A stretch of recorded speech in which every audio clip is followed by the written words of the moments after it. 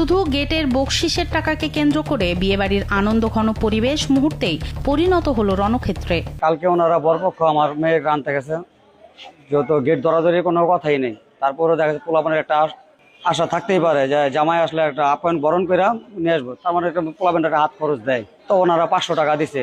আমার পোলাপানে বলছে যে তোরা এই কোনো মার্কেটিং করবি না, যদি টাকা লাগে আমি দেবো তোদের, এর জন্য কোনো মার্কেটিং করবি না। তো ওনাদের সসম্মানে ভাবে ওনারা আমার বাড়িতে আপ্যায়ন করে আসছে। যতটুকু পরিমাণ আমার যতটুকু সাধ্যে কুলাইছে ততটুকু আমি জানপ্রাণ যে তাদেরকে আপ্যায়ন করাইছি আমার সাধ্যের অনুযায়ী।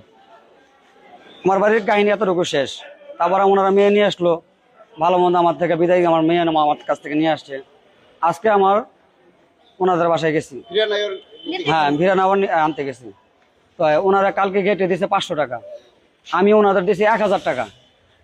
আমার কিন্তু ছেলে পক্ষ না, আমার মেয়েও আমার সাথে না, আমি কিন্তু বর পক্ষ না। তারপর আমি মেয়ের বাপ হিসেবে তাও 1000 টাকা দিছি।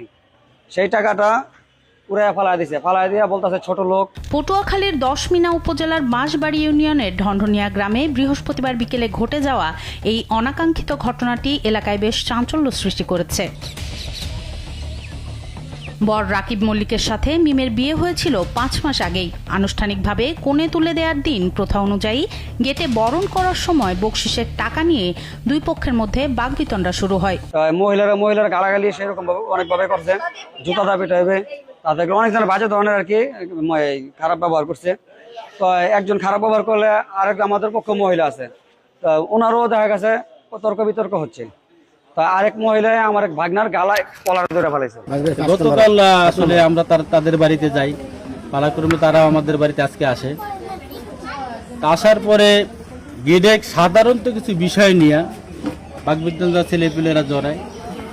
এই জিনিসটা নিয়ে তারা অনেক বড় কইরা, ঠিক আছে, আজকে আমাদের যে অনুষ্ঠানটা ছিল সবকিছু তারা নষ্ট করছে এবং মনে করেন যে আমাদের কিছু টাকা পয়সা তাও তারা লুট করে নিয়ে গেছে গা। এক পর্যায়ে তর্কের জেরে হাতাহাতি ও লাঠি সোঁটার আঘাতে পরিস্থিতি নিয়ন্ত্রণের বাইরে চলে যায়। এতে উভয় পক্ষের অন্তত 4 জন আহত হয়েছেন। এই জিনিসগুলো আসলে আমরা আশা করিনি তাদের কাছ থেকে। এতে আপনাদের আহত হয়েছে? আমাদের আহত হয়েছে 2 জন আহত হয়েছে, 3 জন আহত হয়েছে, 2 জন মেডিকেল আছে, আর একজন প্রাথমিক চিকিৎসা দিয়ে ওনাদেরকে বাসায় আনা হয়েছে। আহতদের মধ্যে বরের ভাই, মামা ও মামাতো ভাই সহ কনে পক্ষের একজন রয়েছেন। তাদের স্থানীয় স্বাস্থ্য কমপ্লেক্সে চিকিৎসা দেওয়া হচ্ছে।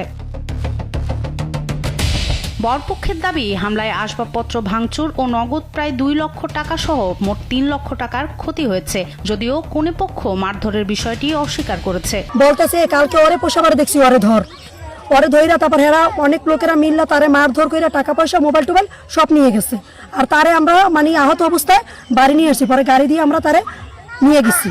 10 মিনা থানার ভারপ্রাপ্ত কর্মকর্তা ইমাম মেহেদি জানান, অভিযোগ পেলে তদন্ত সাপেক্ষে ব্যবস্থা নেওয়া হবে। আপাতত উভয় পরিবার বিষয়টি ঘরোয়াভাবে মীমাংসার চেষ্টা করছে। অভিযোগ আসলে আমরা আইনগত ব্যবস্থা নিব।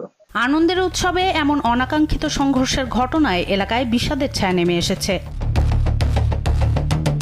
সনম সিদ্দিকী, কাল।